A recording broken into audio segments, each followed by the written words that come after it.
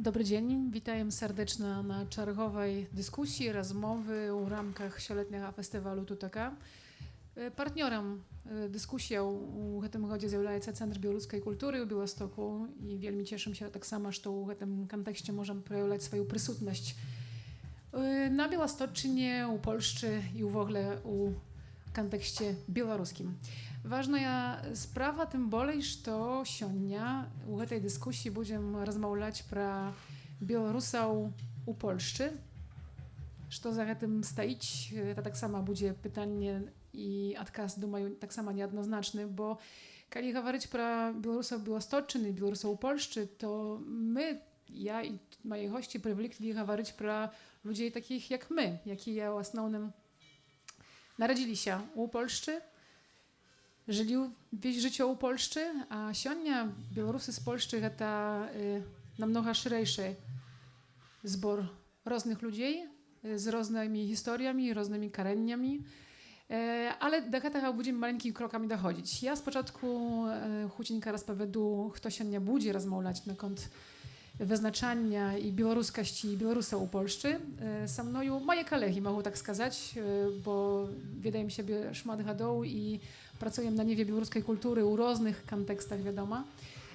Zacznę z kraja. Jarosław Iwaniuk, wiadomy na pewno usim ze swojej działalności jak wydawiec, jak popularyzator białoruskiej literatury, Fond Komunikat.org i tak samo internet Biblioteka Komunikat. To jego moja idea. Po średzinie naszych gości siedzieć profesor Lech Lotyszonek, historyk w основnym, dośledczyk, współpracownik naukowy Uniwersytetu w Białymstoku, a czerwowy gość, a posznistroch, jak baczycie, Mikołaj Wawroniuk, żurnalist, pierwszy za wszystko, teleżurnalist, radiożurnalist, felietonist, piórakładczyk. Do rzeczy można про всіх сказать amal однолковые окреслені moich kolegów, тому що усі, як отрымлівається тут historyki i усі do czynienia do historii w różnym kontekście swojego życia mieli i mają. No i усі wyznaczyli siebie jak Białorusy u Polszczy u pełny moment swojego życia, bo zaraz zapytałem się, u jaki moment tego życia. Mnie zowут Ilona Karpiuk, ja tak sama, ja nie historyk, o tak, może odróżnić krychu. Ja nie historyk po edukacji, uczę za się socjolog, ale pierwsze za wszystko zajmuję się kulturą tak samo w różnych kontekstach, nie tylko białoruskiej, szmat życia tak samo prawiła u polskich ustanowach kultury, profesjonalnego życia. Tak że białoruską kulturę je rozwicie i życie nazierają z różnych boków. Przez to ja moje profesjonalne gady. Tak, i wracając się do pytania, ja może jeszcze zaczytają temu naszej sustreczy, aby było jasne, że ona pomieszczaje tu różne pytania, z jakimi będziemy przez moment zmagać się. Ja z Podlasza, ja Białorus. Jak wyznaczają siebie Białorusy Podlasza? Różne pokolenia historii, adny karani. Co się nie znaczyć być Białorusem z Podlasza? Rozumiecie, że tu szmat pytań i nie ma jednej tezy, jaką będziemy obraniać, albo będziemy jej tutaj piereczyć. Za to postarałem się krychu porozmawiać pro Białorusów Podlasza i pro to określenie, jako je dla nas absolutnie wyznaczalne, jaka idzie pro życiowy szlak. I to pierwsze moje pytanie. Pakulu patrzniem i pierojdziem na uzdrowień szerszych tematów, больш metafizycznych, albo tematów больш politycznych, bo i takie pojawiają się na pewno w tym kontekście. Chcę zapytać pro szlak do wyznaczenia siebie Białorusem i wasz osobisty, bo już сегодня, после krótkich moich sustreczał тут na Tutacy, отрымліваецца, што пастаянна вельмі важным пытаннем для беларусаў, якія выбралі для жыцця Польшчу як сваё месца, прымушаны былі выбраць новае месца для жыцця, і гэта ёсць якраз тут Polszcza Białostoczyna. Pytanie, kto гэта Białorusy z Polszczy, ёсць pytaniem, ёсць tajemnica i ёсць odkryciem wielmi często. Тому давайте почнем з гэтага, каб каротенька распавесці про тое, jak każdy z was dochodził do tego, w jakim momencie życia ewentualnie wyznaczył siebie Białorusem, kiedy była taka potrzeba, bo może nikoli nie zadawali sobie takiego pytania, tylko prosto żywiem z tym do dzisiejszego dnia od narodzenia. Jarosław Iwaniuk. Ja z Podlasza, ja Białorus i tam organizatorzy postawili pytalny znak i właśnie dla mnie to pytanie, czemu to pytalny znak? No ja z Podlasza, ja Białorus, to stwierdzalne je prosto. Ці я даходзіў неяк да беларускасці. Мне здаецца, што заўсёды быў беларусам. Пайшоў, бацькі паслалі ў школу з беларускай мовай навучання ў Бельску-Падляскім. Найперш у пачатковую школу нумар 3, славутую тройку. Пазней ужо, магчыма сам, але таксама напэўна з падказкай бацькоў пайшоў у беларускі ліцэй у Бельску, які цяпер становіцца ўсё менш беларускім і ўсё менш становіцца маёй школай. І па сутнасці, калі сапраўды я неяк станавіўся беларусам, гэта менавіта у ліцэі, можа нават у пэўным сэнсе насуперак такой агульнай атмасферы, якая там у ліцэі панавала, правда, на калідорах мы яшчэ там размаўлялі. Na kalidorach my tam rozmawiali jeszcze po swojmu u dialekcie, białoruskim dialekcie z Podlasza, ale na u szkole da tej białoruskości, chociaż to białoruski licej był nie szmat przywiązywali uwagi. No ale pojawił się taki człowiek jak Janka Mordań, jaki począł organizować teatry takie amatorskie. No i chyba ta najbardziej mnie wyznaczyła Białorusam. I od tego czasu, że nigdy nie zadumował się nad tym, jak postawić tam pytalny znak, że to ja z Podlasza, ja Białorus.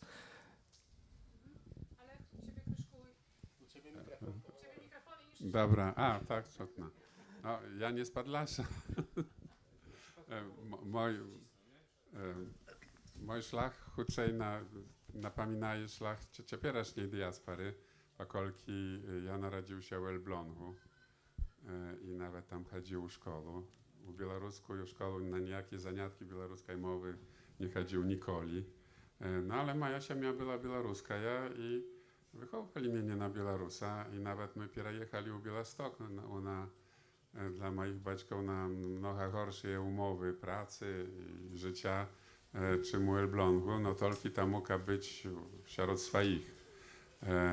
Ale w Białostoku tej Białoruszczyny było wielmi mała i no, był krąg znajomych, jaki ja tak samo może nawet nie obowiązkowo pochodzili z Podlasza.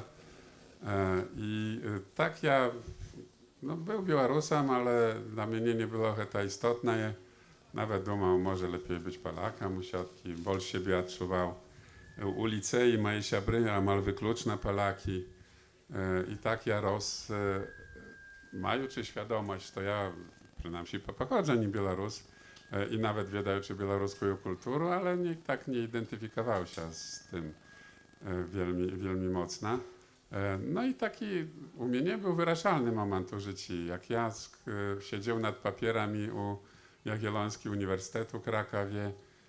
Tak siedzą, думаю, mama zachodzi się pytaje, a co tak siedzisz i думаешь? Ja mówię, no, jaką nacjonalność upisać? A mama na mnie tak poglądała, no jaką? No białoruską. No i mnie tak durnowato zrobiło się niejakowata i no, napisał białoruską. No i poślał, że takie no było, u Kraków zajeżdżają, a tam znowu zapełniają te nacjonalność. Tak wtedy było u Polski. No i sekretarsza tam u dekanacie pisze, ja patrzę, nacjonalność polska, ja mówię, a przepraszam, ale nie polska, a jaka? Białoruska. A ja mam tylko polska albo inna. No to niech pani napisze inna. I tak ja i poszło. Na pierwszych zaniatkach aspirantka, że przeczytał moje prośbiście, pytaje się, a pan Białorusin? Tolki podniał się i сказał, że to prysutny, tak? A on każe, bo ja taki w Mińsku widziałem, gdzie on tak, no ale tak już poszło, pojechało. У мяне, можна сказаць, не было выйсця, паколькі я в адрозненне ад калег, ад Ілёны нарадзіўся у вёсцы, нарадзіўся ў аколіцы, дзе ўсе гаварылі па-беларуску, гэта Гайнаўшчына, дзе, можа, не трэба было гаварыць там прачынаючыся, што я беларус, ці засынаючы, а проста па-першае все ведалі, што не палякі, па-другое, як бы тая беларускасць не названая ўсюды жыла тады яшчэ вельмі моцна. Мы не гаварылі па-польску, пакуль не пайшлі ў школу. У школе у маёй ваколіцы усе дзеці вывучалі беларускую мову з другога класа, ніхто не пытаў, не прасіў дэкларацыі, нейкі то быў такі час, ну, але час цяжкі, камуна нас душыла тады, ну, але неяк натуральна былі беларусамі. Потым ясна, ну, як малады чалавек, які любіў кніжкі, які цікавіўся светам, ну, пачаў ужо як бы свядома пазнаваць беларускую літаратуру ці там беларускую культуру, таксама, ну, з сябрамі ў ліцэі, потым у вышэйшых школах, ну, як бы набіраліся гэтай культурай і самі штосьці там рабілі, спрычыняліся да... Мне хацелася б верыць да яе развіцця ў Польшчы, але я часта, значыць, перастала мяне гэта здзіўляць, але яшчэ ў маладосці якраз мяне вельмі здзіўляла, што такое пытанне, як Ілёна тут нам задала, калі вы адчулі сябе беларусамі, што фактычна амаль усе мае знаёмыя з Беларусі на гэтае пытанне адказваюць, што яны там у школе, у нейкім асяродку, што для іх гэта не было натуральна, што як бы перайшлі на беларускую мову, там адчулі сябе беларусамі, так што мы, ў прынцыпе, як бы нічым не адрозніваемся ад людзей, так сказаць, з вялікай зямлі. Ну, але я яшчэ раз падкрэсліваю, што я ад дзяцінства, ад малога колькі сябе памятаю.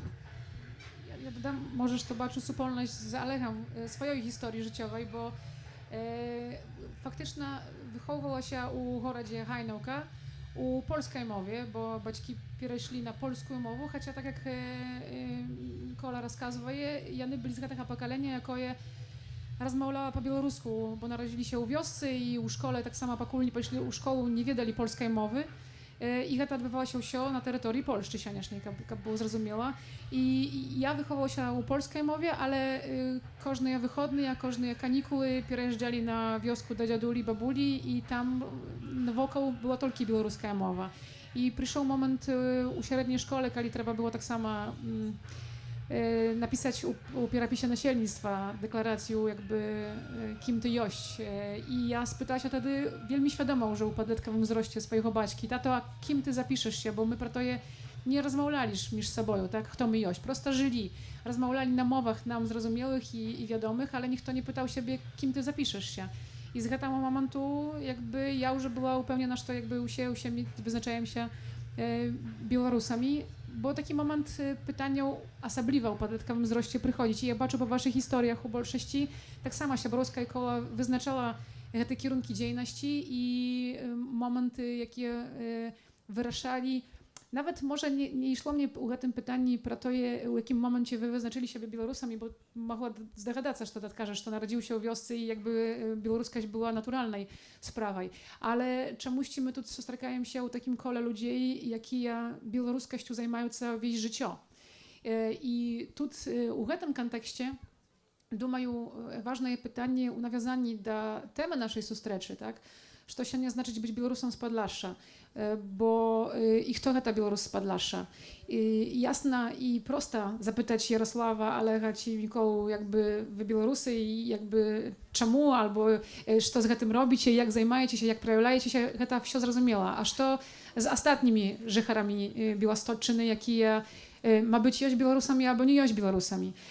Kaliści ten potencjał białoruskiego gramactwa na Białostocczynie był namnoga bolszy. I zaraz, kiedy czytajem, słuchajem różnych interwiu, kiedy pojawiają się pytania na kont Białorusów Białostocczyny, każdy z nas amal automatycznie odkazuje, że my wymierajem, albo nas mniejsza je postajanna, że teraz mniejsz Białorusów na Białostocczynie. I jak odczuwają siebie i znachodzimy siebie w tej sytuacji. Kiedy na pytanie pro Białorusów na Białostocczynie odkazuję, no nasz męż wymierają. I маємо побач ситуацію, яка нас зустріла, що з одного боку білорусів Білосточчини, яких представляємо сьогодні, між іншими ми, меншає, але маємо так само білорусів вже зараз з Podlasza, z zусім іншою історією. I jak знаходимо się w tej sytuacji? Pytają często про szaniec dla rozwoju białoruskiej kultury w tym kontekście, tak? Czasem думаем, że u tym musimy, może nasza białoruskość na Białostocczynie jakby gdzieś tam zginie zusім u innych pytaniach białoruskich. Pamirajem, pracuję. Na kąt pamirajem, to mnie zgadłaється тут na poprzednim festiwalu w tym miejscu był taki projekt 25 orkiestry z dzietkami z Białegostoku, jakie wyuczali białoruską mowę, no i z takimi największymi hitami basowiszcza. Była tam taka pieśnia Chrystofora Sieszkiewicza, Czarnobyl, radiacja, pomiraje nasza nacja. Lewon Wolski z dzietkami zrobił z tego takie wesołe regi i сказал, jakby czemu, że tak my pomirajem, no kolki 200, 300 годов pomirajem, już pomirajem. No nie może mnie do końca pomierć. Ja może przypomnę, jak historyk, to był kiedyś u Polski u 1922 roku taki minister wnętrznych spraw, jaki skazał, że przez 50 годов всіх Białorusów zmieścić na jednej kanapie. No, już dawno jego nie ma i 100 годов przeszło, nie 50 i krychu nas bolej, czym na jedną kanapę, tak że kali nawet pomirajem się, admirajem, ale wielmi powoli, tak że jeszcze nas na pokolenie chwacić i to no, osobliwa mnie natchniaje przykład Hajnałki, gdzie prosto chcieli z licejem tak samo jak odbiałoruszyć jak Bielski Licej i tam się dali odpor. Baćki, nastawniki, wuczni, znaczyć jest jeszcze jakaś siła u nas samych. No na pewno Białystok piermalował Białorusów u Polaków. Ja sam mogę to skazać, jak to odbywało się, no prosto pierzał się przez służąstwy mieszane, bo 99% dzieci z tych służąstw to Polaki i katoliki. No, teraz już katoliki nie takie ważne. I jak to dośledował jak naukowiec, prosto na liczbach. No ale babach i sytuacja odmieniła się. Nikt nie czekał, że znowu 10 000 nowych przyjedzie z Białorusi, przy tym wielmi czastka, przynajmniej wielmi dziejnych. Tak że to, no i u Polszczy stolki Białorusów, tak że to no, na pewno na pokolenie już zostanie, chociaż no, ja rozumiem już, że Polska zasymiluje się, że основная meta tych, jakie przyjechali, integracja u polskiego gromadztwa. No ale to, kiedy zintegrują się, może podumać pro nešto insze, pro swoje korenie, może ich dzieci podumają, tak że to, no, Białorusy zastaną się. Ja nigdy nie miał poczucia misji, że takiego, że trzeba tych ludzi namaulać na Białoruszczyznę, przyciągać.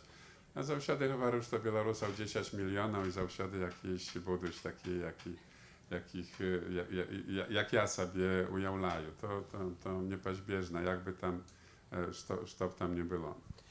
No my tu говорим про той адмірання гэтых таких нацыянальных беларусаў, але тыя, якія апалачыліся, асіміляваліся з нашых, так, гэтых падласкіх, no яны ж не перасталі быць беларусамі і так па праўдзе палякі да канца нікога з гэтых апалачаных беларусаў да сябе проста не прымуць. Niekali придумали, что każdy może wyraszyć pra swoją nacjonalność, tak? I my тут u czterech, jak siedzimy, każdy z nas może сказать, że ma niejaką inną nacjonalność. Ja przykładna Kitajec, tak? I zrobili gdzieś u początku 90-tych lat chłopcy u Warszawie, jakie obwieścili zasnowanie Eskimoskiego kulturno-gromadzkiego towarzystwa. Eskimosy u Польшчы, так, яны вырашылі, што яны ёсць эскімосамі. Ну не, ну так гэта не адбываецца. Ну ёсць усё ж такі нейкія таксама, яны хацелі быць нацыянальнай меншасцю. Ну ёсць усё ж такі нейкія там дэфініцыі, якія акрэсліваюць, хто гэтай нацыянальнай меншасцю будзе. Таксама і тыя нашыя землякі, якія цяпер вырашылі быць палакамі, католікамі, ну nie jest do końca tymi Polakami katolikami, a tak samo jak nie jest do końca prawosławnymi Polakami, tak? No bo do pewnego momentu ja nawet spraczał się, chociaż zalegam tak samo, że no, taka kategoria jak prawosławny Polak, ona prosto nie istnieje. Ale w pewnym moment przekonał mnie, że no, nie lga tu jakby bitca z konią, no prosto, ja nie wyraszyli, że będą takimi prawosławnymi Polakami i takimi jany zastająca. Ja думаю, что усё ж таки гэтае адміранне нашае, ну яно працягнецца яшчэ можа не толькі на одно пакаленне, як гаворыць Олег, а крыху даўжэй.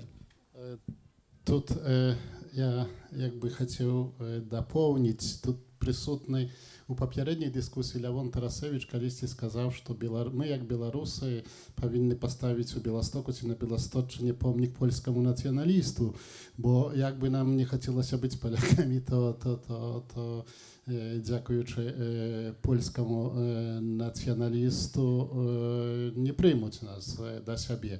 Ну, але то ясно, можна трошки жартом сказати. A mogę ja jeszcze zakończyć? Tak. Ja tak sobie думал, ну, dlaczego my tu собрались, dlaczego my wychodzimy na tę scenę i co my chcemy rozkazać. Ja tak rozumiem, że my wykonujemy taką rolę, że my jakby chcemy wyprawić to, czego, no bo my najpierw ja rozumiem, mówimy pro nasz neki fenomen dla tych Białorusów z Republiki Białoruś. My jakby wyprawiajem to, czego nie zrobiła u Republice Białoruś postsowiecka, czy nawet jeszcze sowiecka szkoła. To bo ona niczego nie rozkazywała pro nijakich Białorusów poza межами Republiki Białoruś, a raniej BSSR. Nawet tam, zdaje się, był kiedyś przedmiot taki historia BSSR, i tam od 10 stulecia to zaczynało się, tak? Że wszystko, co za межами BSSR czy Republiki Białoruś, to wszystko. Śluz zakończony. Nie ma никаких Białorusów ni na Białostocczynie, ni na Wileńszczynie, ni na Smoleńszczynie, ni w Latgalii. Tak w sensie nie uczyła nacjonalnej historii. I po tym trzeba nam odkazywać często, kiedy переехал w Polskę, kiedy ty stał Białorusem, kiedy twoje przodki переехали. Nie dosyć, że jakby Polakom już musieli w młodości swojej to wszystko tłumaczyć. To na starość jeszcze to samое trzeba powtarzać nam Białorusom z Republiki Białoruś. Mnie to już jakby tak osobiste nadajęło to, no, ale no, rozumiem, że trzeba, no, тому ja na tej Jarosław, zaraz jeszcze, ja jeszcze chcę сказать, że dziesiątkami lat zajmują się tak samo jeszcze w polskim kontekście tłumaczeniem, czemu my, że to jest mniejszość u Polsce, czemu my białoruska mniejszość, czemu tak historia składała się, że to jest inszy, czym tylko Polaki na terytorium Polski. Tak że to постоянно nasza dzienność jakby... Ale Polaki to... Ale Polaki to przynajmniej rozumieją, że oni nie rozumieją, że to Białorusy w Polsce jest, ale rozumieją, że to Polaki w Białorusi jest. Jakby, Ideę nacjonalnych mniejszości rozumieją. A Białorusy z Białorusi nie rozumieją, że to jest Polaki w Polsce, gromadzianie Polsce. Ale absolutnie to dokładnie tak, jak Mikola mówi, że ni sowiecka, ni postsowiecka szkoła nie mówiła pro nas jak Białorusów poza межами Białorusi i nawet teraz zdaje się w białoruskiej konstytucji przypisana, że Białorusem jest той, kto narodził się i żyje u Białorusi. Tak że nas absolutnie Białorusami nikt u tejże Republice Białoruś teперашniej nie liczyć. A ja sustrzekałszy się z białoruskiej diasporą wielmi często, особливо после 20 roku, kiedy zajął się tej wydawieckiej działalnością, kiedy zaczął jeździć na różnego typu kiermaszy, nieraz odbył właśnie taką rozmowę, pro jaką zgadał Mikola, kiedy podchodzić do mnie pokupniki, jakie nabywają mają kniги i mówią, no dobra, ty odkul? Ja mówię, no ja z Białostocczyny. Aha, z Białostocczyny. No ja переехал год temu. Woś tam stoi dziadźka i on kiełbasna emigracja i on 10 lat temu переехал. A ty kiedy переехал? Ja mówię, nie переехал. Znaczy, baćki переехали? Ja mówię, nie, baćki tak samo nie. Dziady?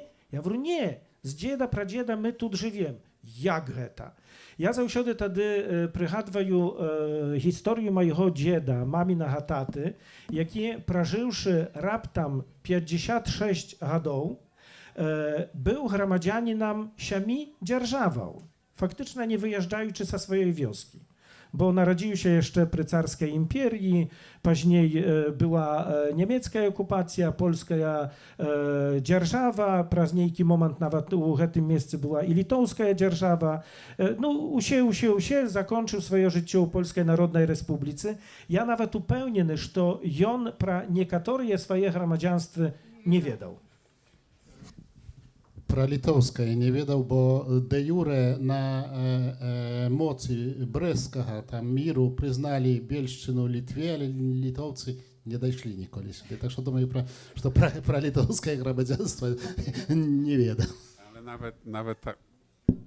nawet tak daleko się dzierżawał, to kiedy ktoś przy cary narodził się, a moja mama miała brata i siostrę i każda z nich narodziła się w innej dzierżawie. I nawet przydumali taką pieśnię, zaraz jakżeż to szło, Ruski, Niemiec i Polak tańcowali krakawiak, bo jedno narodziła się w Polsce, drugie w Sowieckim Sojuzie, a trzecie w Wielkiej Niemieczczynie, tak?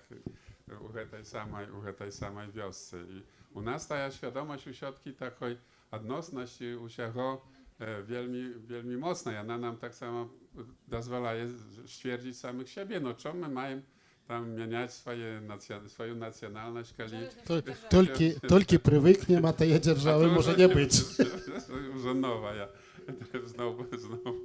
Tak, to ja думаю, że to tak samo nieki wpływ miała, особливо na starsze pokolenie. No one by prosto nie pośpiewali mieniać tych swoich nacjonalności. Ja chciałbym jeszcze prawno сказать, że ja polubił swoją białoruskość. Ja wiedział, że ja Białorus, ale ja był taki kniżny Białorus, tak?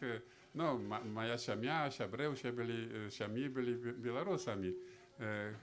Chciał większości z takich, jakie z tej wielkiej Białorusi pochodzili, z Wileńszczyny, skażem. Ale z tak zwanym, u nas było białoruskie objednanie studentów. Pierwszy baz był na początku 80. Ja ich już wiedział, ale tak naprawdę pod koniec 80. z drugim basem ja staptał Białostocczynu swoimi nogami. Usie tyje wesieli, tyje festy, takie życie, kiedy nawet ludzi i z Białostoka, ale osobliwa z Rajnówki, z Bielska zawsze jeździli na wiosku. No i ja z nimi jeździł, wtedy ja wielmi polubił mianowita Białostocczynu, a czuł siebie cząstką Białostocczyny. No już młodość niewiernica i to się rejdy, wesieli i festy, ale to było dla mnie nadzwyczaj ważne. Ja tym faktycznie to zrobiła mnie takim już naprawdę Białorusem, jaki lubić być Białorusem. Mnie prosto podoba się być Białorusem. Było pytanie. Ja chciała сказать только, что свободно pytajcie, bo tak jak Mikola сказал, my tu na to, jak rozpowiedzieć swoją perspektywę. I tak, że jakby chcę tak samo, żeby rozumienie naszej białoruskości, про яку тут rozmawiamy na ten moment, było zrozumiałym. Дякую вялікі. У мяне такое пытанне, ось як з беларуса з эміграцыі, таксама першае пытанне гэта што утрымлівае вас ад асіміляцыі і другое, а навошта вам гэта беларускасць патрэбная? Дзякуй. Mogę zacząć, bo była tu delegacja Burjatów, taka przedstawnicza. No i Jany nie mogli nadziwić się, a jakim czynem my jeszcze Białorusy, tak? Toż wy od tych Polaków niczym nie odróżniacie się. To u nas, każe, widać kto Burjata, kto Rasiejec, tak? A тут nie ma ніякого расового бар'єру. Ну, просто ми білоруси, бо нам гэта нават не тое, што трэба, мы ўжо інакш не ўмеем, так? Ну, так нас, перш за ўсё, выхаванне, то без гэтага немагчыма. Ну, дарэчы, бываюць палітыкі з Беларусі сённяшнія, якія здзіўляюцца, навошта нам тая беларуская мова. Ale jana nie na sztości, tak? Jana u nas, tak?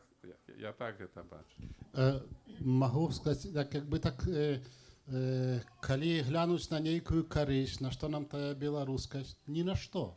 Но яна нам якби не дає ніякої користі. Але я звернуся до Лариси Геніуш, книгу якої можна купити у Ярослава тут. Ну, для нас гэта не модна, а родна.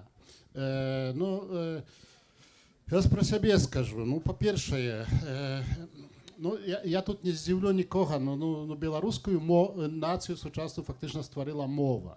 І як бы вы сёння на гэта не глядзелі, ну, пэўна ж гэта не адзіны крытэрый, так, і ў сённяшнім свеце. Але якраз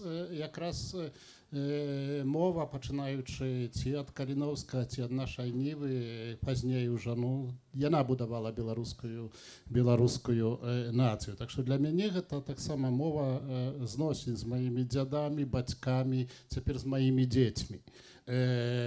І, ну, гэта як бы мой такі самы блізкі свет. І я яго мяняць не збіраюся, просто я в ім жыву. А тое, што вонкавы свет мяняецца, ну, то ён мяняецца, ну, ён туды-сюды, як Олег казаў, ну, я магу не паспець за ім, так што я ўжо не буду мяняцца. Ja chciał to, co teraz скажу, na zakończenie сказать, ale wy mnie kryszku sprowokowali, тому что ваше pytanie wielmi podobne do pytania, jakie ja 2 lata temu otrzymał od żurnalista Budźmy, kiedy komunikat.org był zablokowany na Białorusi. I wtedy pozwonił do mnie, no szmat żurnalistów dzwoniła tam z pytaniem, i tak, a czemu, a co, a jak, no i woź żurnalist z Budźmy mnie zapytał, Jarosław, a nawożta wam geta? Wy mogli być zwyczajnym, etnicznym Polakiem i nie zajmować się tej białoruskiej literaturą. I wiecie, ja tylko wtedy tak seriozno zadumał się, nawożta mnie geta. После 23 lat, jak zajmował się komunikatem. Dla mnie to było tak naturalne, że ja tym zajmuję się, że to prosto było tak jak u jałrejskim anegdocie, jaki wielmi często ja powtarzаю. Mosze, wy szczęśliw, a co делать? Jarosław, ty Białorus? No a kto? No a kto? Hety etniczny Polak tak samo pojawił się zupełnie niewypadkowo u pytania żurnalista Budźmy, тому что jak etniczna Polaka mnie nie przedstawiała białoruska reżimna, nie białoruska, reżimna propaganda. U Panoramie pokazali niejki tam siużet, gdzie wśród innych wystąpił kuklawod Iwaniuk, jaki prezentował się tam u klasnych majkach z pagoniaj, i na zdymku u fonie z Alesiem Bielackim z Wilni.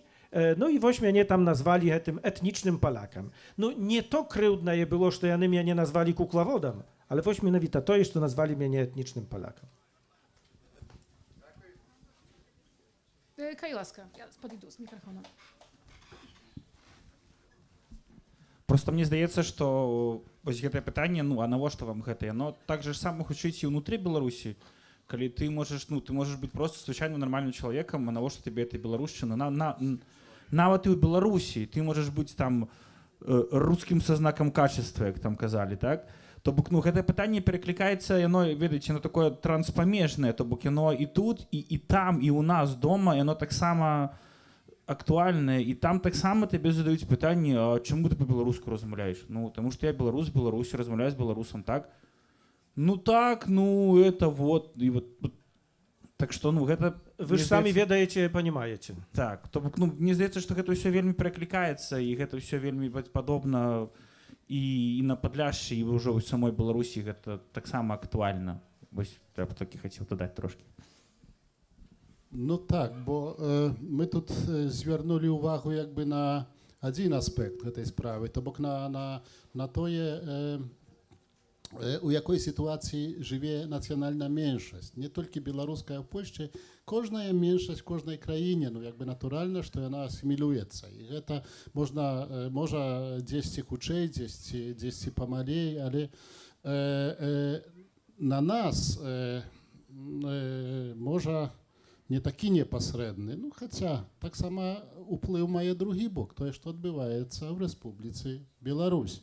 Я пам'ятаю таку ситуацію, коли, ну, якраз час був перемен, початок 90-х, правда, тут розвалюється Совєтський Союз, возникає Республіка Білорусь, і до нас тоді, я був молодим журналістом тижневика «Ніва», приходять представники польської паміжної Ахови. Польські паміжники приходять і питають, чи в нас є наставники, які будуть їх вчити білоруській мові.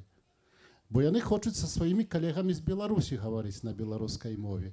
Ну, ми їм не стали тлумачити, що вони з ними не договоряться по-білоруську. Але ж якби було натурально, що виникає країна з мовою, зі своєю історією, культурою, і ми хочемо познавати. Ну, потім якби оказалося, ну, і поляки зрозуміли, що ті наставники білоруської мови їм не потрібні. Ну, але ж якби ну і нам тут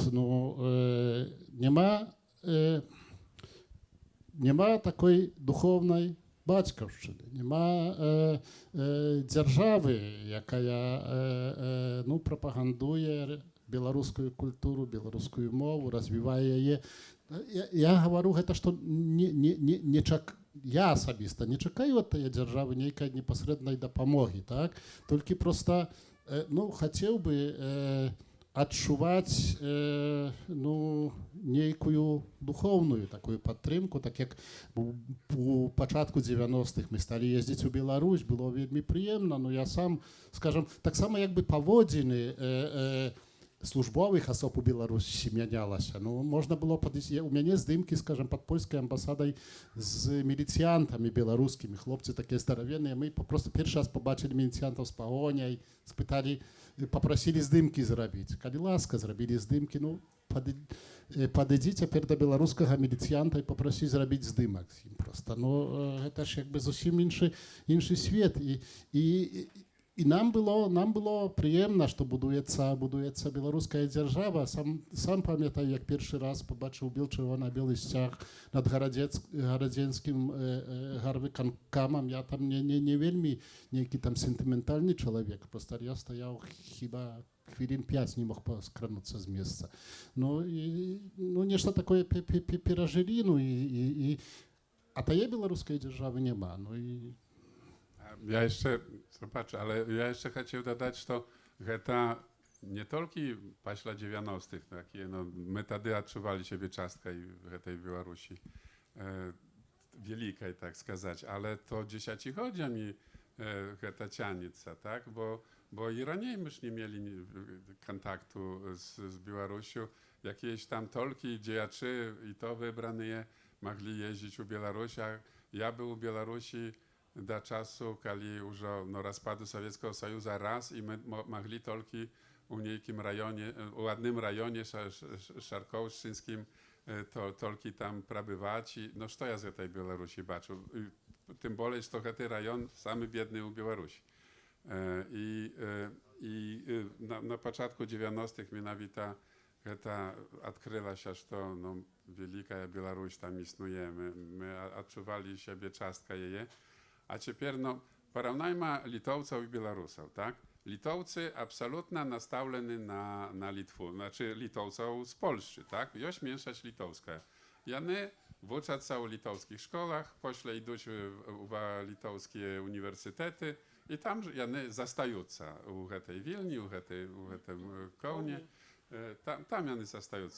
U nas tak samo na początku było. Szli młodzi ludzie w uniwersytety, wozy u Białorusi, teraz nikt tam nie idzie. U nas już no, ściana. I no, można сказать, Litowcy lepiej no, trzymają się nacjonalnie, no, але ж яны маюць сваю дзяржаву зараз побач, а мы не маем. Микола згадаў пра тое, што іншыя адносіны былі чыноўнікаў, службовых асобаў, назваў міліцыянтаў. Уявіце сабе, што ў гэтыя 90-е гады на пачатку нават газета рускамоўная беларускай міліцыі на стражы выходзіла з бел-чырвона-белым полоскай і з пагоняй. Ну я просто як цяпер адлічбоўваю гэтыя газеты, то не магу здзіўляцца, як гэта так, як гэта ўсё так адбывалася, што нават расійскамоўная газета мела пагоню, так? Звязда выходзіла з аднаго боку, быў гэты камсамольскі знак, а з другога боку пагоня. А калі гаварыць пра гэтых службовых асобаў, ну што тут гаварыць пра міліцыянтаў? Гэта так былі прыхільныя адносіны з боку гэтых службовых, прычым вышэйшых асобаў, што калі пасля гадоў сустрэў Станіслава Шушкевіча, ўжо пакойнага, у Варшаве ў цэнтры гораду, я яму прадстаўляюся, ён гаворыць: Ярослаў, я ж памятаю. Так што, ну вось, гэта так адбывалася. А цяпер ці нехта з гэтых чыноўнікаў вышэйшых беларускіх ведае, што тут жывуць нейкія беларусы? Ну я сумняюся.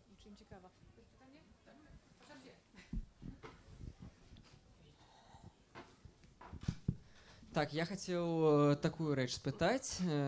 Для мяне, як думаю, і для большасці тут беларуская мова была мовай выбару, не мовай з нараджэння. І не толькі мовай выбару, а мовай меншасці. То бок, нават калі большасць расла ў месцы, дзе яны маглі карыстацца беларускай, маглі паслухоўвацца, яны маглі паразумецца на беларускай мове, то у 9 з 10 выпадкаў недзе ім адказалі бы на расейскай.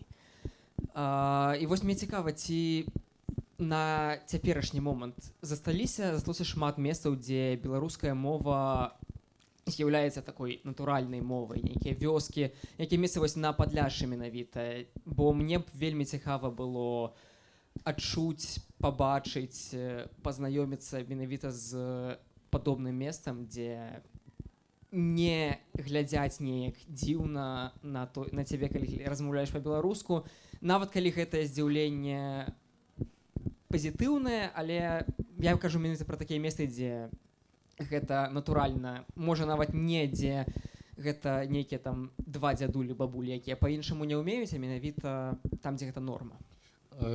Я раскажу такую гісторыю.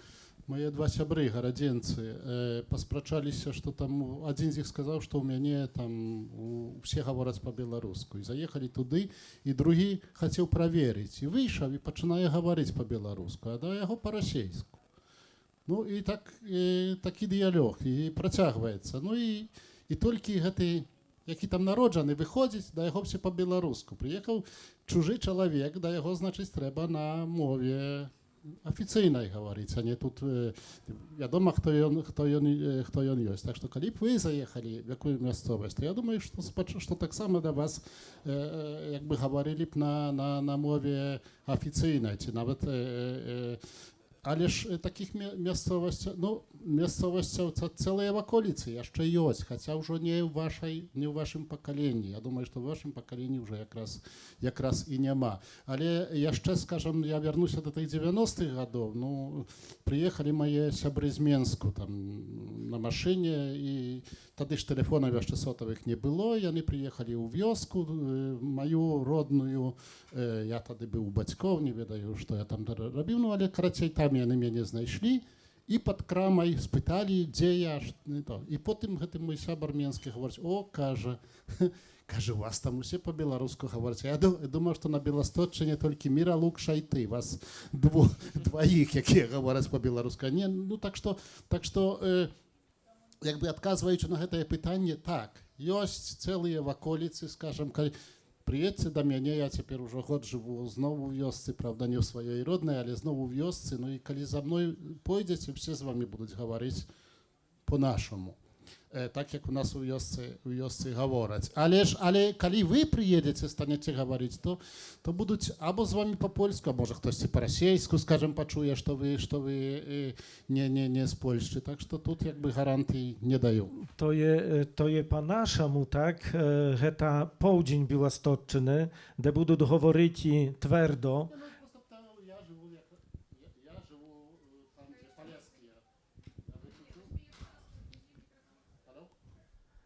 Halo, halo. No ja якраз jakby z terytorii, gdzie moja rodna mowa, no to polska mowa, tak? Kali я не ведаю, я таксама здзіўляюся, што напрыклад з Беларусі прыязджаюць і здзіўляюцца, што ў нас шмат дыялектаў. Я бачу, што тыя беларусы з Беларусі не ездзілі па Беларусі, проста не ведаюць з Беларусі. Там-то багацце дыялектаў і розных. Я ўсё ж таки бы сказаў, што наша мова падлаская, не палеская, блізкая да палескай. Я зусім недалёк Міколы wychował się. No magczyma tak, ale jakby czemu my перакананы, што гэта ёсць якраз дыялект беларускай мовы. І мяне да гэтага ўжо абсалютна зусім пераканаў мой пакойны ўжо тэсць. У радыё Беласток ёсць перадачы на беларускай, украінскай і літоўскай мовах.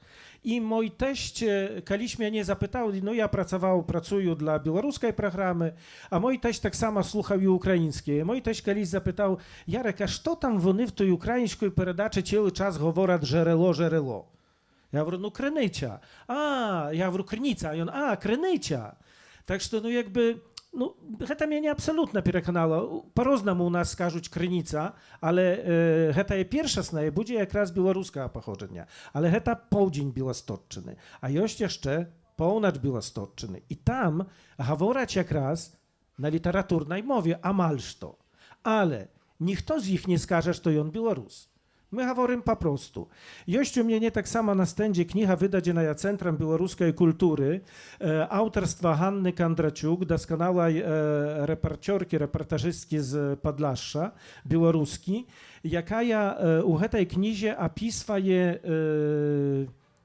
Białorusów, jaki ja znaczny, ja pochodzić z Podlasza, nam chciało się, aby oni byli nasi. No nie zawsze гэта atrymliwaецца. I wśród ich opisuje między innym ojca Jerzy Papieluszku. Na pewno niech ta z was czuł про taką osobę i on u świętych jest u katolickiej cerkwie i on говорил po białorusku. Jego rodna mowa białoruska. Ja pamiętam, pracował na Radio Racja, kiedy jak raz jego wynosili na altary i pojechał żurnalist z Radio Racja, jaki rozmawiał z jego bratami, jego maci jeszcze wtedy żyła i usiejany говорили po białorusku, przy czym maci od razu przechodziła na polską mowę, kiedy pytani kranali się kościoła albo religii. Tak że tam tak samo znajdziecie, gdzie говорить po białorusku. Teraz nawet Podlaski Instytut Kultury przed Wielkadniem zrobił taki niewielki film, gdzie podrychtowka do Wielkadnia u Suchowoli. I usie cioteczki говорить na literaturnej mowie, a ni słowa nie masz, to ta białoruska mowa. Ni słowa nie ma. Maciej Błasławionego Jerzy Papieluszki na pytanie tego żurnalista Radio Racja, что Благословенный любил есть в dzieciństwie. Jak что любил? Что дала, то я ел. Отказала. Ale тут my jeszcze pamiętają, nam uгolowy Sokrat Janowicz ubiwał, że jakby chleb formuje świadomość. Kaliści nasz siabra jechał, my tam семьями odpoczywali na озере, na północy, gdzieś pod Suwałkami. Jechał siabra do nas później już. No i żonka potelefonowała, każe kupić tam truskawki po drodze. To Karycin, Suchowole, jak raz te miejscowości. No i on zatrzymał się i patrzył, że muzyki siedział na ławeczce, pobaż te truskawki i mówić po białorusku. I on do ich po białorusku. No i oni normalnie z nim poговорили. I той каже, що то є. Ну, коли ви так говорите, то я від вас там, скажем, не кошечок, а 4 кошечки, всі візьму. І тут раптом з сусідньої лавочки, а ми всі тут так говоримо. Почали кричати. Так що, коли є користь, коли є, якби, матеріальна користь, то легче когось переконати до своїх ідей. Mnie один, z opozycji tadyśniej człowiek rozkazał, że i ksiądz Papieluszko miał świadomość niepolskiego pochodzenia, bo skazał ja mu tak po polsku, No i co ci Polacy mnie tak ubóstwiają? Aż ja do 7 roku życia po polsku nie umiałem, dopiero w szkole się nauczyłem. No, to znaczy, że on miał świadomość u środki, no, niejka inszaść.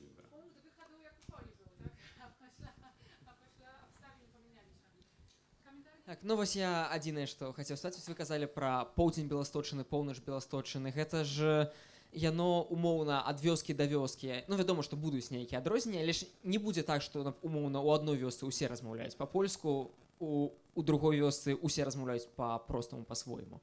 Яно ж больш-менш раўнамерна, няма нейкіх канкрэтных месцаў, дзе вось яно захавалася больш за ўсё. Raz, dobra. Jak raz, to zależy gdzie. Na Sokolszczynie, to znaczy jakby to tak bliżej Garodni, skażem, tam nie ma jakby takiej mierzy wyraźnej. Ale na przykład na południu Zabielskim jest wyraźna etniczna mierza, polska-białoruska. Przy czym одна z teorii, to Олег może potwierdzić albo sprzeczać, одна z teorii taka, że tam na etniczną mierzu jeszcze naklała się insza, stanowa. To Białorusy byli mużykami, a polskie wioski szlacheckie. To drobna szlachta, ona biedniejsza była za tych mużyków, tam do rzeczy, no pewno, jak i ich stereotypy byli na nasz kąt, to u nas, скажем, taki stereotyp, że ich tam brudno, że oni takie, że jak raz biedne, że nie ma podłogi, a jest oknieki tam u chacie.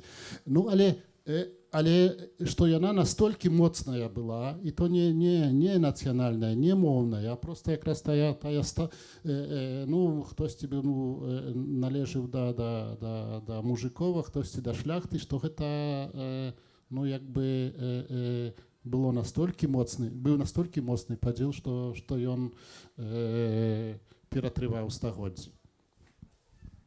Ну там так само адрозненне, так, ну поўдзень гэта прабеларускасць усё ж такі вырашае праваслаўнае веравызнанне, так, ну а там на поўначы гэтыя ўсе, якія гавораць па-беларуску, яны католікі, таму палякі, так, і гэта таксама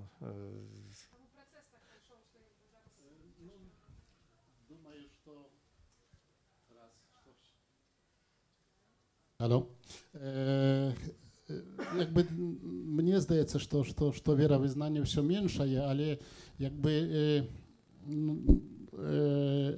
tak samo tam, gdzie, znaczy pierwsza jakby świadomość taka białoruska, nie tam pochodzenie nie etniczne, no tam, gdzie szkolnictwo było stworzone, szkoła.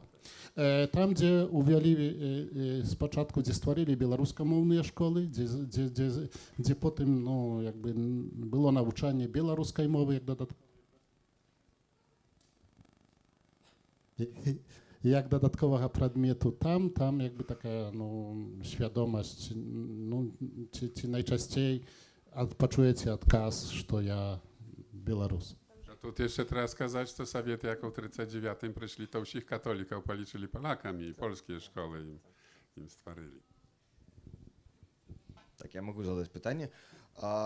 Блиц питание такое, попрошу каждого спикера одно слово просто сказать, что головное вас отрознивает от поляков. Чему белорусы, а не поляки? Пробачте, одно слово кожное. Беларус. А я не видите нас что-нибудь odróżnia. Ну просто то есть, что мы белорусы, а там поляки. Ну, Ja tak samo nie umiem odpowiedzieć. ja nie umiem odkazać na to pytanie. Думаю, что тяжко отказать на питание. Я могу сказать, что нас объединовывает, колись еще в студентские годы Олег сказал нечто такое.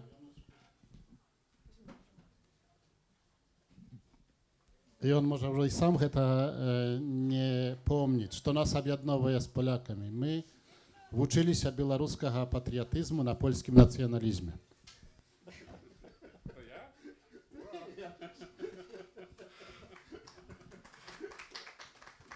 Ale to nie koniec, думаю, jeszcze. Słuchajcie, jakby tak, kiedy jest pytania znikają, jakby постоянно dawajcie uwachodzić u rozmowy, bo Jość przyjemna, jość osobistej historii, jość krychu wiedą na kąt tego, jak wygląda białoruska i białostoczyna.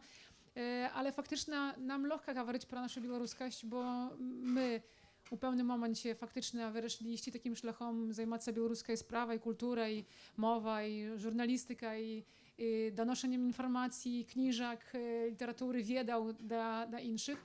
I naturalnie zostajemy się u tym poli. Ale na pewno ciężej byłoby taką rozmowę wieści ludziom w wzroście 20 lat na przykład, tak? Ci młodszych, ci krychu starszych. Wygląda na Kasiu, jaka raz u tym wzroście, ona tak samo można сказать, z białoruskiej ziemi, tak samo za jej białoruska edukacja i sionia. Nie wiem, Kasia, czy odczuwasz siebie adzinka i pośród prosta mora nie Białorusą i jakby ty odczuwasz swoją białoruskość jako nešto unikalne i absolutne, że nawet nie wiem, jak dokładnie сказать, chyba to dobra prahuczała. Tak, że ty odczuwasz siebie adnolkawaj, prosta już adzinej amal, że u tej sfery życia białoruskiej i białostoczyny. Ja podejdę może do ciebie, Kasiu, dobra? Wybaczaj, że ja zakranęła, ale prosto 40, 50, 60 lat nam mnogo lepiej rozmawiać, jak siebie odczuwają, bo przeżyli te się przygody, pro jakie rozkazywali moje kolegi, a tobie 20, tak? I masz za sobą niki opyt białoruskości przed sobą, masz swoich kolegów, siobrów. I pytanie, jak wy wyznaczajecie siebie siodnie? Czy skazać pro siebie, ja białoruska, to normalna u twojej ośrodzi, czy lohka, czy trzeba konkretnego fundamentu, aby to stała się w życiu? Dobry dzień. No, jak to było skazane, ja z rodziny białoruskiej. Ja uczyła się cały czas mowy białoruskiej i tak samo robiła wiele mnogo rzeczy związanych z białoruskością. No ja teraz na studiach u Krakowie. No ja tam adzina białoruska, można сказать. Moje siabry z mojego pokolenia jany czują się związanymi z tej, można tak сказать, ośrodkiem, ale nie mówić tak twardo, wielmi, że jany Białorusy ci coś takoje. Mnie zdaje się, że ja одна, że tak wielmi głośno говорю, że ja białoruska i że ja to lubię i że ja robię. To Wybaczaj, Kasiu, że to zakranęła, ale prosto nam potrzebny ten głos młodszego pokolenia i kap może począć tak samo rozmowę, jak nasza białoruskość tak samo będzie wyglądać u bliskiej czy dalejszej buduczyni, bo jak będzie wyglądać tak zwana białoruska białostoczyna, czy Białorusy Padlasza, jak tutaj ahuczana u pytani. Говорим Подляша, ale do rzeczy, jakby my kiedyś говорили, przynajmniej ja u młodym wzroście говорили Białostoczyna, nie говорили Podlasza. Podlasza mnie zaraz asocjuje się z tym, że przyjęli taką kategorię, jaka ja asocjuje się z województwem podlaskim, z podlaskim województwem. To jest samo, tak думаю. Tak, że to jakby zaraz Nas Białostoczyna. Tak, a kaliście говорили wykluczna Białostoczyna, jaka ja ochopливała od Sokolszczyny, скажем, tam po południe terytorium, gdzie żyją Białorusy. No i woś, tak, wracаю się do основного momentu tej rozmowy i Kasiu, jaką ją tutaj skapiła z nienacku, jeszcze raz wybaczaju, ale dla mnie jest to ważne, u nas jest u niektórych dorosłych dzieci, u niektórych jeszcze dzieci u szkolnym wzroście i tak samo nazierajem za tym, co odbywa się i u planie edukacji i jak one przyzwyczają się do tej mowy, jak one думаją про siebie, jak co możemy zrobić jeszcze tak, aby ta admiralnie nie wyglądała tak, że prosto, że każdy będzie zajmować się swoim, nie glądać na innych zusim, tak? I pokul mają dzieci, pokul nas zaraz tutaj pobolszało, jak idzie pra białoruskość i pra ludzi, u jakich jest białoruski interes.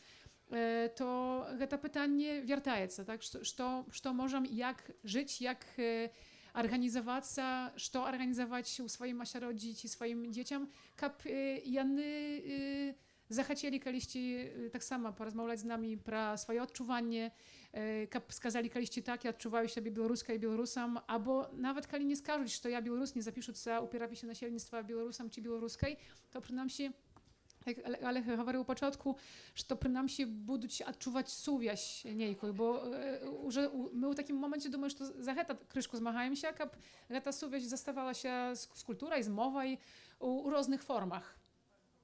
Jakie wasze меркаванне? No i паколькі мы тут swoje osobiste historii rozkazywali, tak, to i ja dozwolę sobie jeszcze na одну такую, nie nadto Ja chciałam na optymistyczną. metapoziom wyjść, ale dobra. Nie nadto optymistyczną.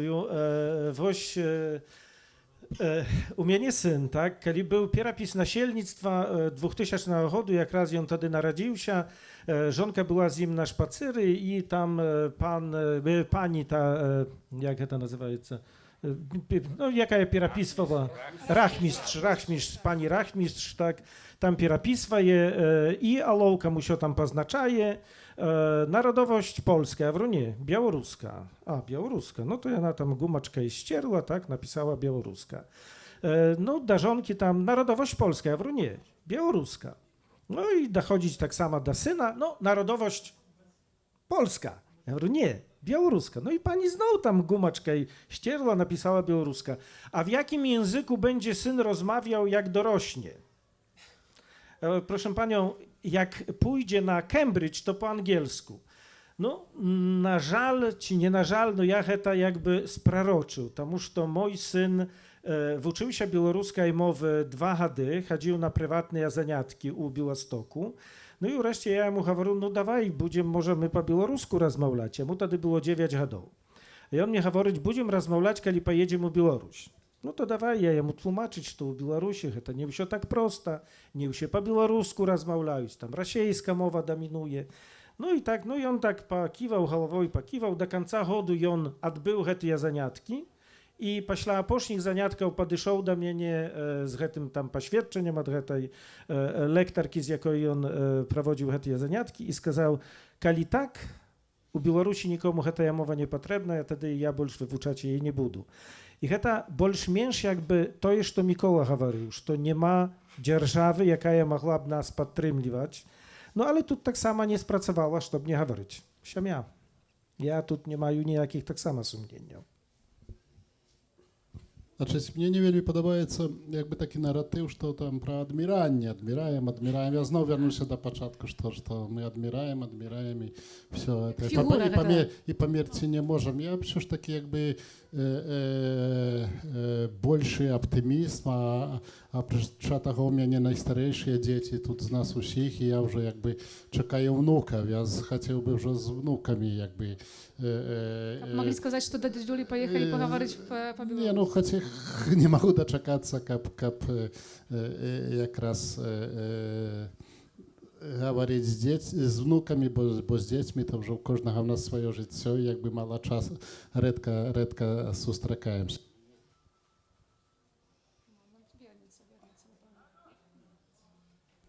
У мене якраз сподівання на внука, ну, але тут мне застаецца толькі чакаць, нічога зрабіць. No, ja думаю, что могли, то зробили. Не маю ніяких комплексів, бо щось там докараюють, що не так, але no, нас була жменька, але ж вельми дзейних. I коли б ми, наприклад, no mianowite, byli Polakami i tak aktywnymi, to nie widać, co my jeszcze dosiągnęli.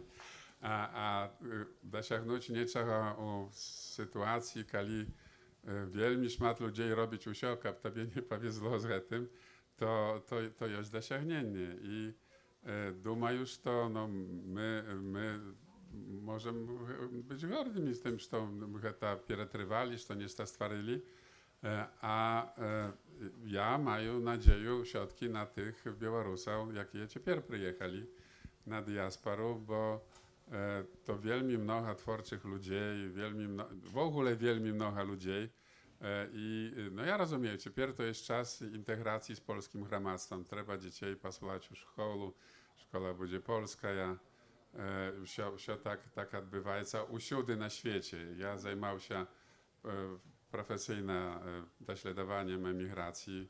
W takim instytucie pracował, jaki tym zajmuje. I wiedał, że to uszudy na świecie już podobne. Już no, niektóre je dłużej wytrzymują mniejszości na emigracji, inne karaciej, ale sami Polaki na przykład nijakim dla nas przykładem nie mogą być, pokolki wielmi mocno asymilujące zamierzają.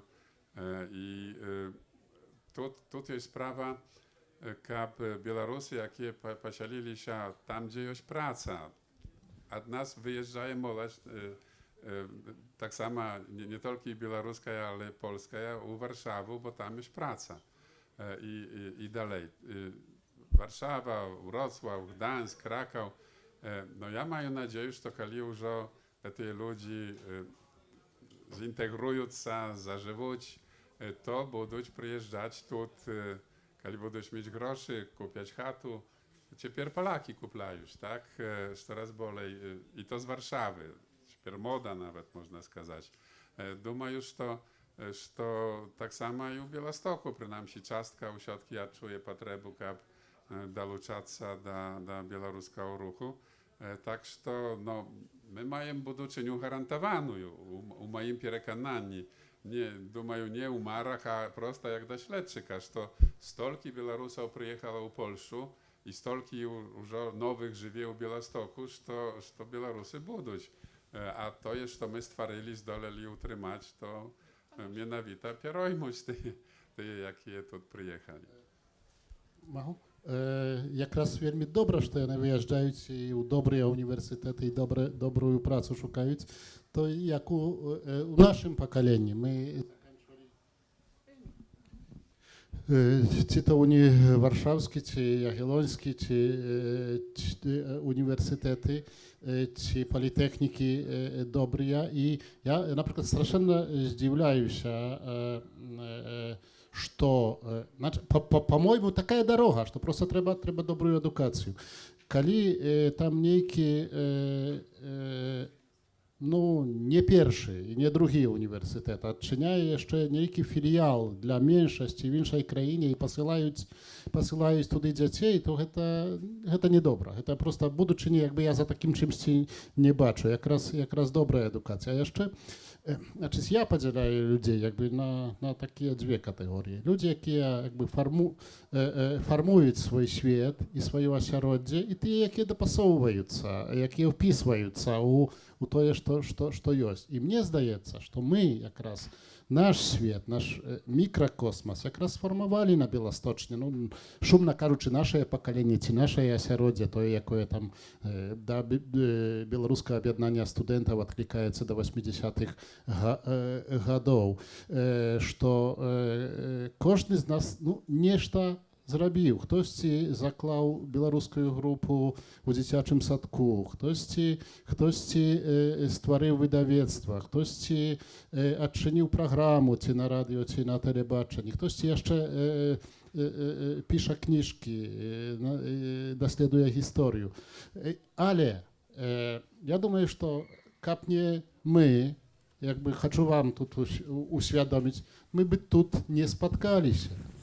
Bo po pierwsze, my przydumali, nasze pokolenie, coś takiego jak festiwal białoruskiej młodzi, festiwal białoruskiej muzyki basowiszcza. Tak, Młodej Białorusi basowiszcza. No, pełnej nazwy nikt nigdy nie korzystał się. I kapnie 30 lat jakby tej pracy i już naszych dzieci tak samo i kontaktów z Białorusią, to na tym miejscu nie było, mogę сказать, że навряд czy zjawił się festiwal Tutaka. Думаю, że nie zjawił się festiwal Tutaka. Może i on byłby gdzieś, może by... Może u Białegostoku tak, że no, te сотні ці тисячі білорусів з Білорусі, які тепер приїжджають, не ведаю, з Лондону, з Познані, з Вроцлава, Вільні і так далі, які збираються тут, які здивляються, що о, є поляки там, і білоруси у Польщі, ці, откуль вони тут, значить, в сенсі етнічні білоруси у Польщі, громадяни Польщі, откуль вони тут узялися, то я хотів би їм сказати, що як не ми, то ми і ви тут сьогодні не споткалися.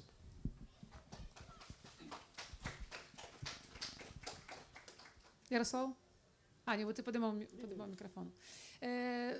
Tak, to prawda. I znowu jakby napracowali szmat, a przed nami nie wiadomo jaki horyzont. To все ж таки на конт горизонту скажу, так? Сакрат Янowicz, який уже тут був згаданий, колись мені, він криху заіквався, колись мені сказав, Ярославе, що буде добре, тільки нічого робити не треба. No a my już таки нешта робили, не заўсёды гэта атрымлівалася, памыляліся. Ну калі б нічога не рабілі, ўсё было б добра. А так час ад часу нешта не атрымлівалася. Але ў прынцыпе і так усё будзе добра, так як Олег гаворыць, а наша задача дажыць да гэта. Значыць, усё будзе добра, толькі не адразу і не ўсім. Записуйте ўсім гэта, Максим. I z tego składается просто taki uказальник, что robić, kab dożyć. Kab dożyć i kab wyżyć jeszcze. Tak, u mnogich interwiuach poszłym czasem faktycznie szmat pojawia się pytanie na kąt relacja pomiędzy Białorusami Białostocczyny a Białorusami diaspory. Ty, Alech, pokładajesz wielkie spodziewanie na to, jeszcze jakby dziękuję tam obudować Białorusy nadal na Białostocczynie. Ci nawet... U Białostoku, tak? No, na Białostocczynie jeszcze jość, taki buduć na pełno. Ale może ktoś ci będzie posielać tak samo, nie tylko u Białostoku, ale tak jak ty skazało, prosta na... Spodziewanie różnych szmat. Ja chcę jeszcze zapytać ciebie, Alech, jak do śledczyka, mianowita, ci jość zaraz potrzeba, albo больше sens, kap dośledować tu Białostoczynę i jakich na kierunkach ewentualnie, po jakich temach? No to dośledować zawsiody jość sens usio i... Niech to tego nie robić na ten moment. No to kiedyś u Białegostoku była wielmi mocna socjologia. Przyjeżdżali tak samo z Krakowa socjologii, przyjeżdżali z Łodzi. Теперь столько мае Польша проблемов с иншими этниками, что просто мы уже тут сами свои, тут не ma czego dośledować, такое мое odczuwanie z nich. Wtedy Białorusy byli ciekawe zjawy, bo kompaktnie żyli, absolutna swoja kultura, poczucie to jestności a теперь no, mają stolki różnych migrantów, что я думаю, что то mianowita wyklikaje ciekawność dla ich, tak? Jak to coś absolutnie nowe dla Polaków. No, dla nas wszystkich, dla Białorusów tak samo. My wyrośli u mononacjonalnej krainie, tam tak się zdziwiali się, że my jeszcze jość, tak? Bo nie czuli, że ktoś może być nie Polakiem. A теперь dzień glaniesz niejaki cudzyniec, tam думаю, что послабела ciekawność do Białorusów Białostocczyny. Думаю, że no, u środki zawsiody ktoś będzie ciekawić się. Może to moment taki. Ale czy my potrzebujemy? My tak samo jakby do siebie? No, ja думаю, że my nie. I nikoли nie trzeba nam to było, bo te dośledowania to wyglądali tak, że no, spaszane do wszystkich socjologów, jakie tu byli, to tak mojemu siabru jednemu rozkazali. A byli u nas tu z Poznani. O Boże, a czego my im nahawaryli? tak zawsiody. No, na przykład przyjeżdżając u wiosku i im z dośledowania wychodzi, że tu 40% tutejszych i innych tam to przychodzić pierapis nacjonalny, oficyjny i 88% Białorusów, tak? Bo pierapis robili czynowniki z tego rejonu, ludzie ich wiedali. A jak przychodzi cudzyniec, albo jak cię dzwonić i pytać się pro nacjonalność, no to pytanie, czego on chce, tak? I tak z tymi wszystkimi dośledowaniami my niczego nie dowiadali się z ich. No, nawet kali i Białorusy zajmali się nawet samymi sławutymi socjologami, to все to była nieprawda na mój pogląd. Z tymi doświadczeniami A praca doświadczenia profesora Andrzeja Sadowskiego, chcę zaznaczyć. jak предмет такого доследования могу сказать, что мне тут аналог с медициной просто, что Олег сказал. Коли есть такие хвороби цивилизационные, типу, не ведаю, ну, диабет, кардиология некая, чи что-то просто то доследуют. А коли такая одна на, ну, некий припадок на, не ведаю, на миллион, чи на сотни тысяч, то и грошей нема на доследование, и того не доследуется. Так что, ну, сапраўды бы, по-перше, это якби уже, ну, и своє нас дослідувати, а по-друге, ну, якби живемо без проблем, проблемів тут нікому ніяких не робимо, а є, скажімо, сотні тисяч, чи мільйони, чи є, чи потенційно є, чи будуть просто, ну, більш актуальні. То так само, якби з іншого, що все забыліся не толькі ў Польшчы, але і ў свеце, фактычна на рэвалюцыю Беларусі 20-го года, але калі ёсць некалькі войнаў паўнамаштабных і ва ўкраіне, і ў Газе, і з Іранам, то нікому ўжо не да мірных пратэстаў, каб іх там успамінаць, а тое, што паслядоўнасці ёсць у Беларусі, увесь час яны ёсць проста, ну то ўжо забыліся ўсе на тый. Чи є ще питання? Які є? І бігу. А нічого. Добре, вже не важливо. Таке питання, а чому ви як ідентифікуєте себе у першу чергу як білоруси, ваша така титульна ідентифікація, а не, наприклад, подляшуки? Бо білоруси – це, ну, відносно недавній національний проєкт, 19-20 століття. Раней називалися тут і ліцвіни, і русіни, до гэтага, може, і ацьвагі, балтські племёны. То чому менавіта беларусы? Якая сувязь з гэтым нацыянальным праектам? Калі беларусы гэта новы нейкі праект, то подляшукі яшчэ навейшы. Гэта зусім з'ява, скажам, апошніх гадоў, і гэта сапраўды могу сказаць, што гэта мода нейкая. Ćwiarał dawno pryzabyli, a tu w ogóle nie było pojęcia takiego, że sama identyfikacji Podlaszuk. Niczego takiego prosto. Ну, я як прикладово сказав Подляшуки, може бути ніяке інше. Im inszym. A no nienawidzę niczego nie było. No говорили tam kto Litwin, kto Podlasz, kto Korolowiec, ale to byli zwyczajna nie sama identyfikacji, a to byli egzonimy. To znaczy sąsiedzi tak nazywali, a nie ludzi sami siebie, tak samo jak i Poleszuki, to nie sama nazwa, ta mianuszka. I kali stwarali się współczesne nacji, to jak raz tu wielmi rano dołączyli się do białoruskiej, bo kali jak raz u bielskim powiecie u połowie XIX stulecia Rosyjskie Geograficzne Towarzystwo robiło ankietu wśród duchowieństwa, to все światary odkazali, że one Białorusy. Все. Tak, że to już akali światary, tak, no wiadomo, nastawniki usie, i one już w połowie XIX stulecia liczyli siebie Białorusami.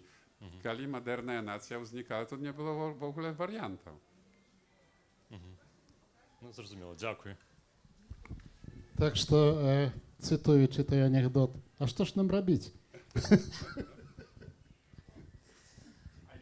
все-таки гаворка лічыцца тутэйшыя людзі, якія размаўляюць па-беларуску, у вёсках яны кажуць, у вёсках, хто размаўляе, яны кажуць, што это тутэйшая гаворка, не беларуская, так? Пры гэтым яны себе... Народ адрознівае, ale to nieważne jakim dialektem говорить, bo na przykład u mojej maci говорять ciekaють i dziekaють, jakaють, ale kali ja говорив z jednym starykom takim, ty dziad każe, a ty odkąd ja z Luki, ale ty nie po luczansku говориш, ty po białorusku говориш.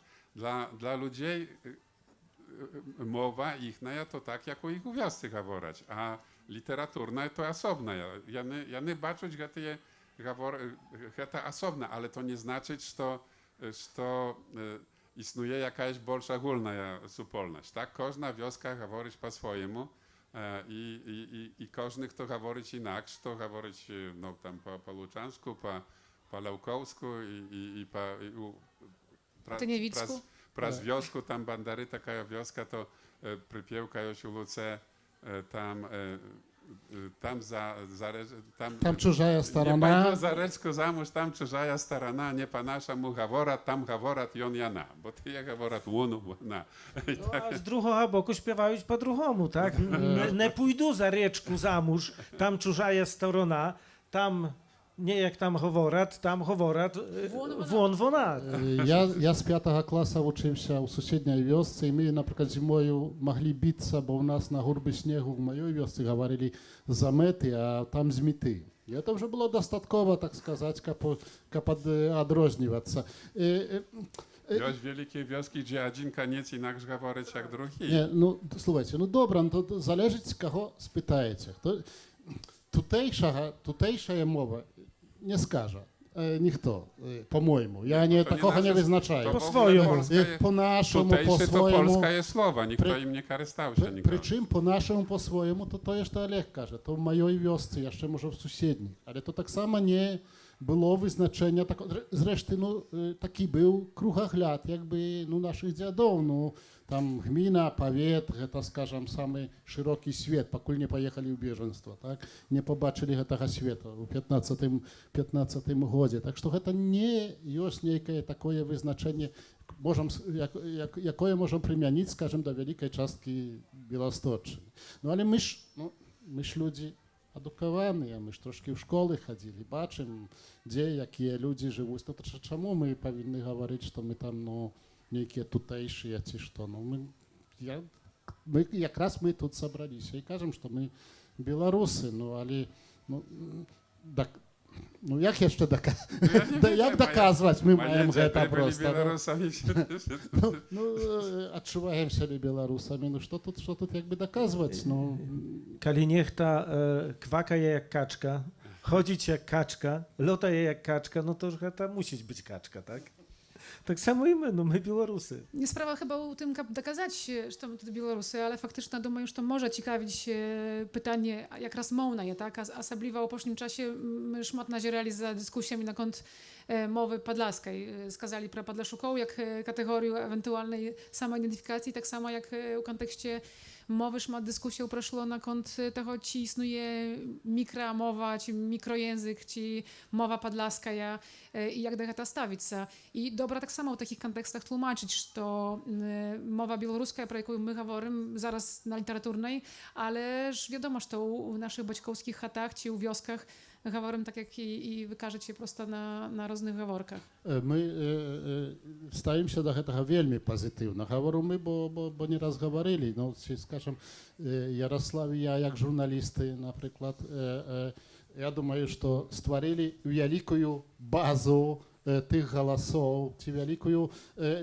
якраз базу, якую можна даследаваць. Просто як людзі гаварылі, дзе, в якіх мясцовасцях, паколькі, ну, працуем, калі працуем тут з нашымі родзічамі, з мясцовымі людзьмі, ну, то записваем так, як у якой вёсцы гаворыцца. І, ну, як бы для будучых даследчыкаў ці для тых, хто хоча як бы не патрабуем даследаванняў, то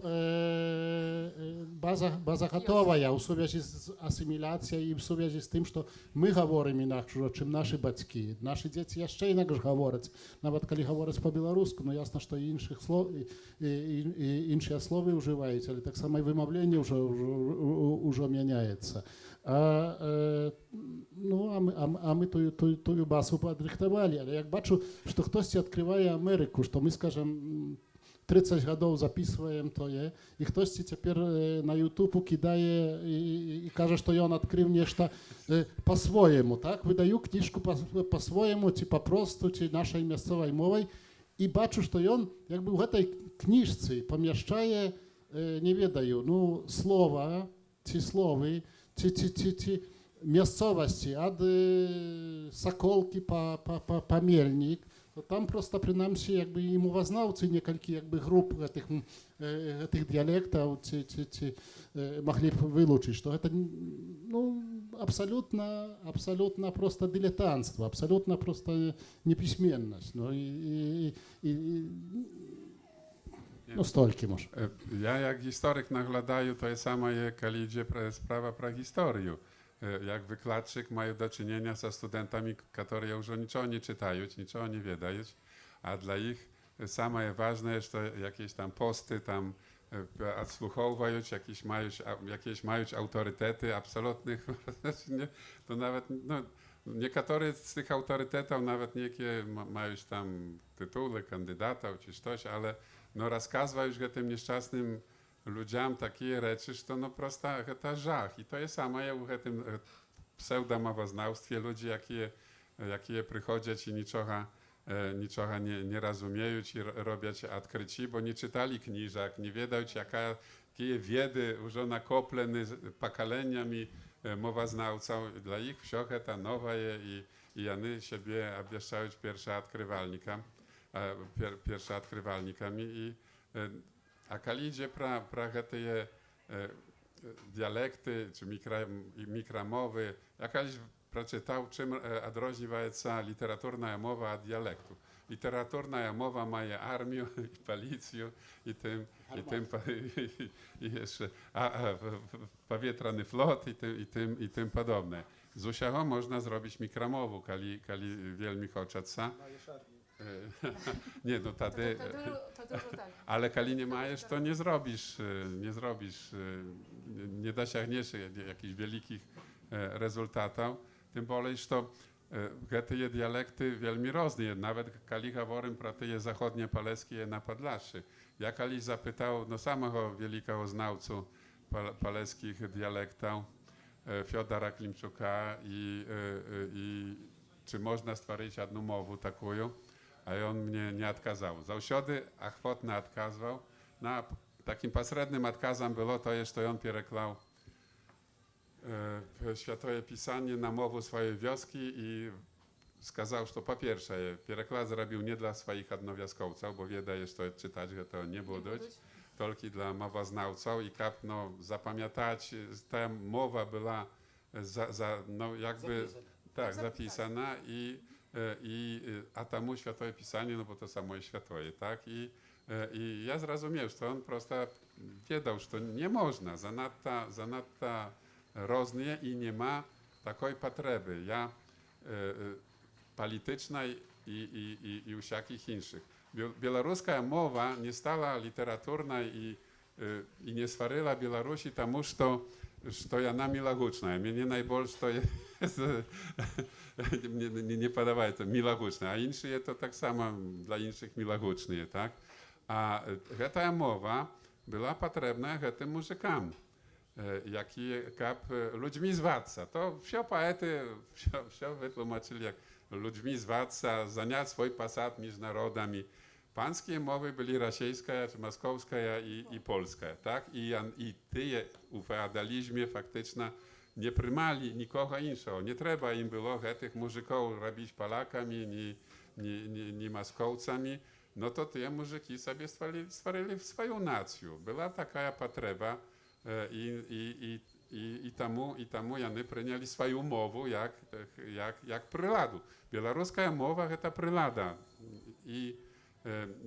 Nacja tworzenia, dzierżawa tworzenia, ale dla tych ludzi, jakie na jej mówili, bo prosto nikomu innemu nie byli potrzebni. Temu, kali говорить про perspektywę białoruskiej mowy, no to tu dużo ciężkowata, pokolki dzierżawa stworzona, nacja stworzona, a mowa jakby większości życherów tej dzierżawy niepotrzebna. Temu liczę, że to albo elita, może i u dwóch kości, ale wszystkie, ty jeszcze kierujesz Białorusią, policzać to środki potrzebne, chociaż dla ich wielmi ryzykowne, bo jak odpuścili na paru lat, to zaraz zrobiła się rewolucja. I no bo nacja potrzebuje demokracji. No, nacja chce samoj kierować, a nie jaki dziadźka jej kierował, albo nawet tam z innymi dziadźkami. A druga maksyma, że ta rewolucja. A ta mowa powinna być mowa rewolucji. I temu te polityki, jakie mówić po rosyjsku, prosto nie rozumieją, że jany na darma prosta czałpuć, czepucho na tej mowie, bo na rosyjskiej, na moskowskiej mowie niczego nie dobiezie. Jakaś zmiana. Дякую wielki. My takim czynem doszli do końca przeznaczonego czasu na naszą rozmowę. Cieszę się, że to była rozmowa, bo u tym był największy sens naszej zustreczy. My, jak ja mówiłam u samym początku, szmat gadoł mówimy między sobą na różne temy i rozważajem i jakby wiedajem swoje stawlenie do białoruskości, rozumiejem procesy, jakie tak samo przechodzili i przechodzić na Białostoczynie. Wam serdecznie dziękuję za przysutność, aktywną przysutność, za pytania, jakie stawili i wiadomo, że to zawsze dyskusję u różnych formatach możemy prociągać. Spodziewam się, że to była korzystna dla rozumienia sytuacji, w jakiej wspólnie znachodzimy się i jeszcze przy tym dla rozumienia sytuacji białoruskiej mniejszości na Białostoczynie, czy u Polszczy, czy we wschodniej Polszczy, czy na Podlaszczy nareszcie. Jarosław Iwaniuk był z nami siądnia. Dziękuję serdecznie усім. Alech Łotyszonak, Mikola Wawroniuk, Dziękuję. Ilona Karpiuk, dziękuję serdecznie.